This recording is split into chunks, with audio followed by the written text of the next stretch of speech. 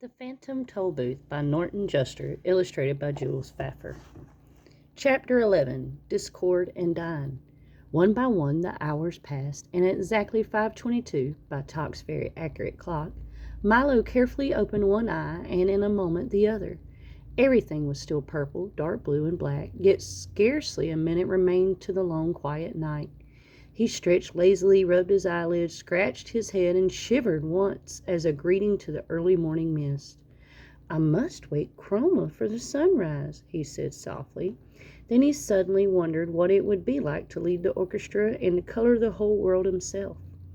The idea whirled through his thoughts until he quickly decided that since it couldn't be very difficult, and since they probably all knew what to do by themselves anyway, and since it did seem a shame to wake anyone so early, and since it might be his only chance to try, and since the musicians were already poised and ready, he would, but just for a little while. And so as everyone slept peacefully on, Milo stood on tiptoes, raised his arm slowly in front of him, and made the slightest movement possible with the index finger of his right hand. It was now 5:23 a.m.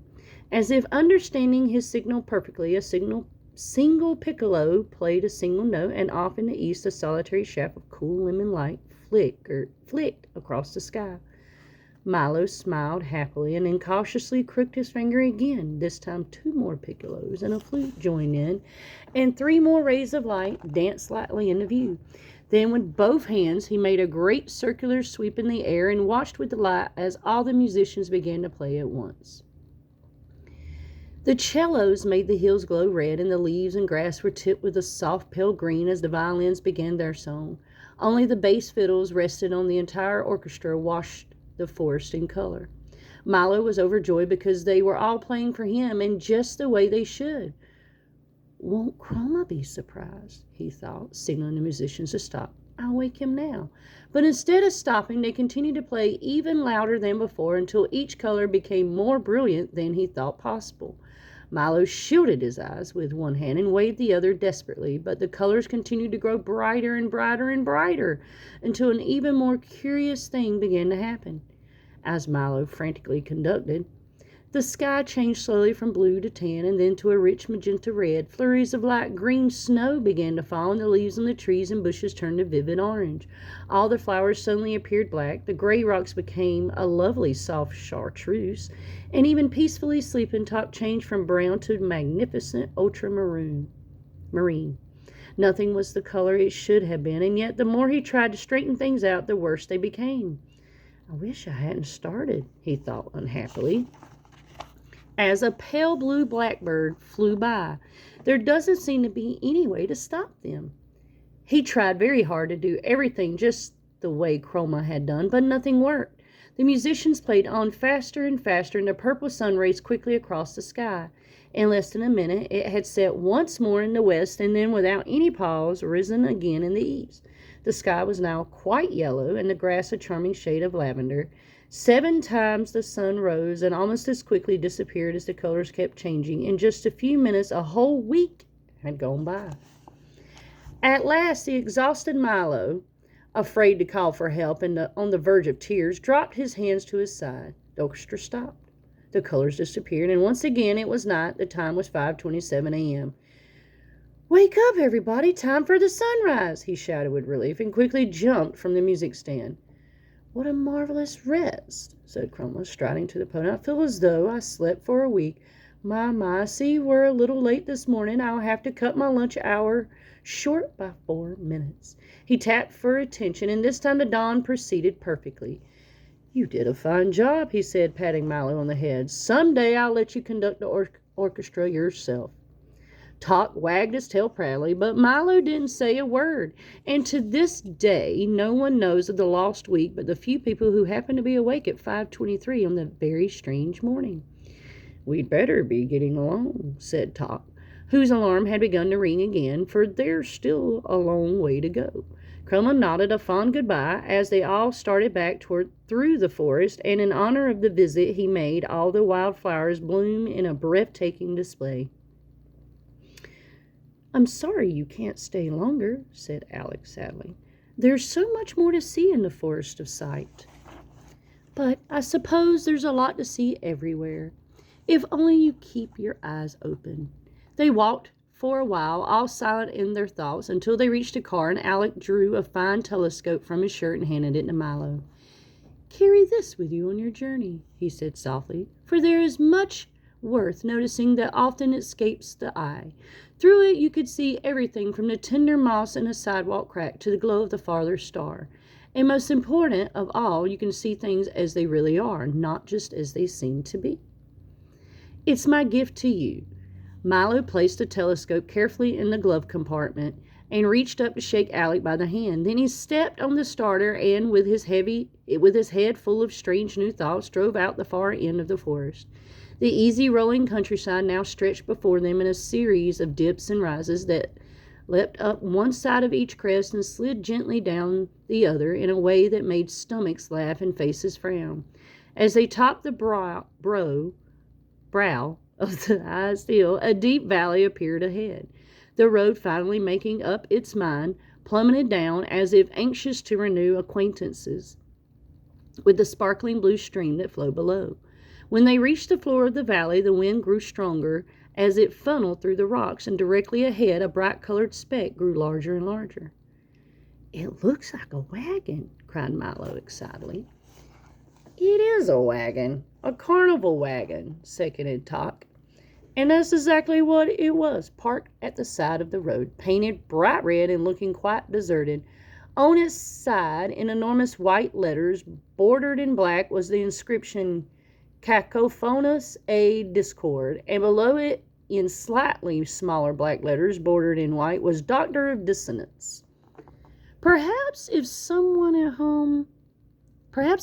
at home, he might tell us how far we have to go, said Milo. Parking next to the wagon, he tiptoed timidly up the 3 wooden steps to the door, tapped lightly, and leapt back in fright. For the moment he knocked, there was a terrible crash from inside the wagon that sounded as if a whole set of dishes had been dropped from the ceiling onto a hard stone floor. At the same time, the door flew open, and from the dark interior, a hoarse voice inquired, Have you ever heard a whole set of dishes drop from the ceiling onto a hard stone floor? Milo had tumbled back off the steps, sat up quickly, while Tock and the humbug rushed from the car to see what had happened. Well, have you? Insisted the voice, which was so raspy that it made you want to clear your own throat. Not until now, replied Milo, getting to his feet. Ha! I thought not, said the voice happily.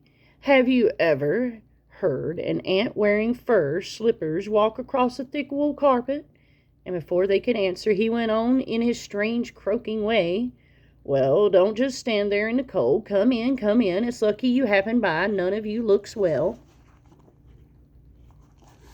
The faint glow of a ceiling lamp dimly illuminated the wagon as they cautiously stepped inside. Tock first, eager to defend against all dangers, Milo next, frightened but curious, and the humbug last, ready at any moment to run for his life. That's right now, let's have a look at you, he said. Very bad, serious case. The dusty wagon was lined with shelves full of curious boxes and jars of a kind found in old apothecary shops. It looked as though it hadn't been swept out in years. Bits and pieces of equipment lay strewn all over the floor, and at the rear was a heavy wooden table covered with books, bottles, and bric-a-brac. Have you ever heard a blindfolded octopus unwrap a cellophane-covered bathtub?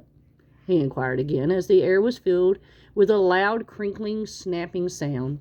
Sitting at the table, busily mixing and measuring, was a man who had invited them in.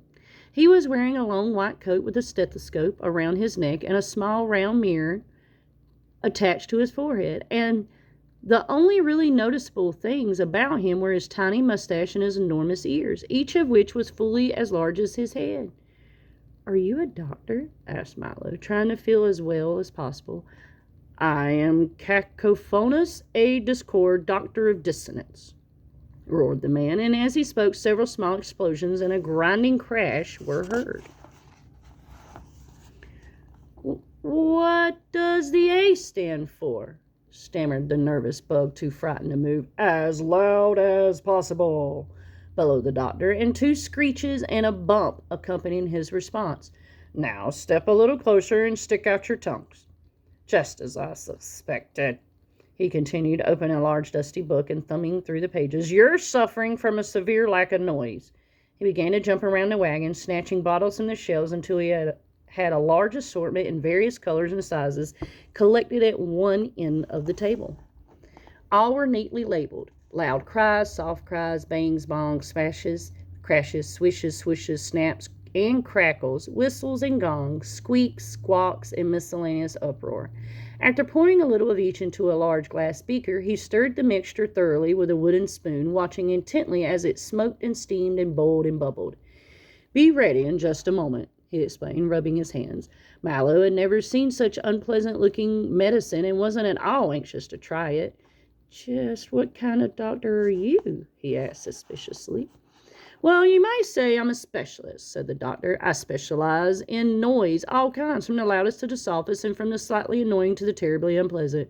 For instance, have you ever heard of a square-wheeled steamroller ride over a street full of hard-boiled eggs?" he asked, and as he did, all that could be heard were loud crunching sounds. "But who would want all those terrible noises?" asked Milo, holding his ears. "Everybody does," said the surprised doctor. "They're very popular today. Why, I'm kept so busy I can hardly fill the orders for noise pills, racket lotions, clamor salve, and hubbub tonic. That's all people seem to want these days." He stirred the beaker of liquid a few more times, and then, as the steam cleared, continued, "Business wasn't always so good. Years ago, everyone wanted pleasant sounds, and except for a few orders during wars and earthquakes, things were very bad. But then the big cities were built, and there was a great need for honking horns, screeching trains, clanging bells, deafening shouts, piercing shrieks, gurgling drains, and all the rest of those wonderfully unpleasant sounds we use so much of today. Without them, people would be very unhappy. So I make sure that they get as much as they want. Why, if you take a little of my medicine every day, you'll never have to hear a beautiful sound again. Here, try some." "If it's all the same to you, I'd rather not," said the humbug, backing away to the far corner of the wagon. "I don't want to be cured of beautiful sounds," insisted Milo. "Besides," growled Tot, who decided that he didn't much like this Dr. Dischord, "there is no such illness as lack of noise." "Of course not," replied the doctor, pouring himself a small glass of the liquid. "That's what makes it so difficult to cure. I only treat illnesses that don't exist. That way, if I can't cure them, there's no harm done. Just one of the precautions of the trade," he concluded, and seeing that no one was about to take his medicine, he again reached toward the shelf, removed a dark amber bottle, dusted it carefully, and placed it on the table in front of him. "Very well. If you want to go all through life suffering from a noise deficiency, I'll give it all to the Dynne for his lunch," he said, and he uncorked the bottle with a hollow-sounding pop. For a moment, everything was quiet as Milo, Tot, and Humbug looked intently at the bottle, wondering what Dr. Dischord would do next. Then, very faintly at first, they heard a loud rumbling that sounded miles away. It grew louder and louder and louder and closer and closer and closer until it became a deafening, ear-splitting roar that seemed to be coming from inside the tiny bottle. Then from the bottle, a thick bluish smog spiraled to the ceiling, spread out, and gradually assumed the shape of a thick bluish smog with hands, feet, bright yellow eyes, and a large frowning mouth. As soon as the smog had gotten completely out of the bottle, it grasped the beaker of liquid, tilted back what would have been its head, if it really had one, and drank it all in 3 gulps. "Ha, that was good, master," he bellowed, shaking the whole wagon. "I thought you'd never let me out. Terribly cramped in there." "This is my assistant, the awful Dynne," said Dr. Dischord. "You must forgive his appearance, for he really doesn't have any. You see, he is an orphan whom I raised myself without benefit of governess or any other assistance for—" "No nurse is good nurse," interrupted the Dynne, doubling up with laughter, if you can imagine a thick bluish smog doubling up with laughter. "For I found him," continued the doctor, ignoring this outburst, "living alone and unwanted in an abandoned soda bottle without family or relatives." "No niece is good niece," roared the Dynne again, with a laugh that sounded like several sirens going off at once, and he slapped at where his niece should have been. And brought him here," continued the exasperated Dischord, "where, despite his lack of shape or features, I trained." "No nose is good nose," thundered Dynne once again as he collapsed in another fit of hysterics and clutched his sides. I trained him as my assistant in the business of concocting and dispensing noise, finished the doctor, mopping his brow with a handkerchief. No noise is good noise, exclaimed the humbug, happily trying to catch the spirit of things. That's not funny at all, sobbed the Dynne, who went to a corner and sulked. What is a Dynne? Asked Milo, when he had recovered from the shock of seeing him appear. You mean you've never met the awful Dynne before? Said Dr. Dischord in a surprised tone. Why, I thought everyone had. When you're playing in your room and making a great amount of noise, what do they tell you to stop? That awful din, admitted Milo. When the neighbors are playing their radio too loud late at night, what do you wish they'd turn down? The awful din, answered Top. When the street on your block is being repaired and the pneumatic drills are working all day, what does everyone complain of? The dreadful row, volunteered the humbug brightly. The dreadful row, cried the anguished Dynne, was my grandfather. He perished in the Great Silence epidemic of 1712. Milo felt so sorry for the unhappy Dynne that he gave him his handkerchief, which was immediately covered in bluish, smoggy tears. Thank you, groaned the Dynne. That was very kind, but I certainly can't understand why you don't like noise, he said. Why, I heard an explosion last week that was so lovely I cried for 2 days. The very thought of it upset him so much that he began to sob all over again in a way that sounded almost exactly like a handful of fingernails being scratched across a mile-long blackboard. He buried his head in the doctor's lap.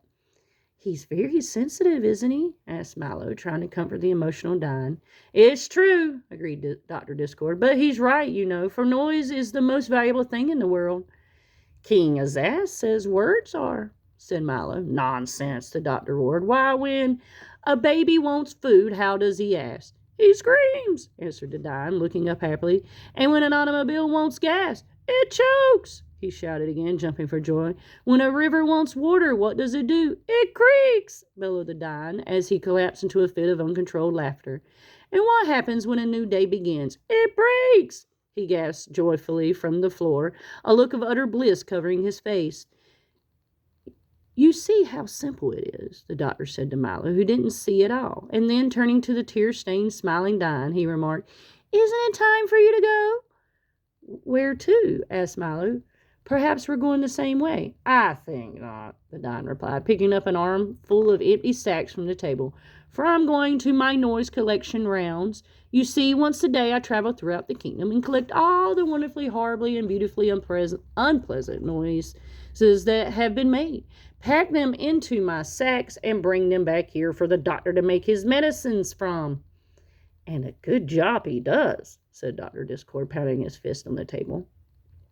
So wherever the noise is, that's where you'll find me, said the Dynne with an appreciative smile. And I must hurry along, for I understand that today there's to be a screech, several loud crashes, and a bit of pandemonium. And in which direction are you going? Asked the doctor, mixing another brew. To Digitopolis, replied Milo. How unfortunate, he said as the Dynne shuffled toward the door. How very unfortunate, for then you must pass through the Valley of Sound. Is that bad? Asked the perpetually worried humbug. The Dynne paused in the doorway with a look of extreme horror on his almost featureless face, and the doctor shuddered in a way that sounded very much like a fast-moving freight train being derailed into a mountain of custard. Well, you might ask, for you will find out soon enough. Well, as he would say, as he sadly bade them farewell, and the Dynne galloped off on his rounds. Thanks for listening. If you like what you heard, please click like and subscribe, and don't forget to listen out for Chapter 12.